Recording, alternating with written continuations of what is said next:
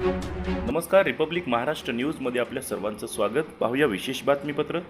राष्ट्रवादी शरदचंद्र पवार युवक काँग्रेसचे जिल्हा सचिव शिवा डाकोरे यांचा भारतीय जनता पक्षामध्ये प्रवेश.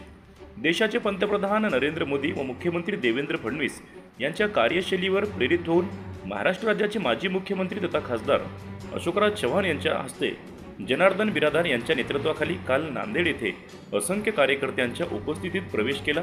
यावेळी महाराष्ट्र राज्याचे माजी मुख्यमंत्री, राज्यसभेचे खासदार श्री अशोकराव चव्हाण साहेब, देगलूर बिलोली विधानसभेचे आमदार जितेश अंतापूरकर साहेब, भारतीय जनता पार्टीचे जिल्हाध्यक्ष श्री संतुकरावजी हंबर्डे साहेब, देगलूर भारतीय जनता पार्टीचे अध्यक्ष अनिल पाटील खानापूरकर, शिवाजीराव देशमुख बळेगावकर, शंकररावजी कांतेवार साहेब, प्रीतम देशमुख हानेगावकर, युवा नेते जनार्दन बिरादार यांच्या समवेत अनेक नेते, पदाधिकारी, कार्यकर्ते उपस्थित होते.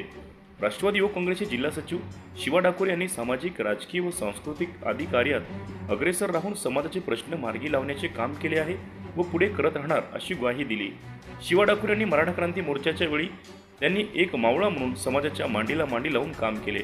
समाजाच्या अनेक आंदोलने, मोर्चे यावेळी त्यांची महत्त्वाची भूमिका राहिली आहे.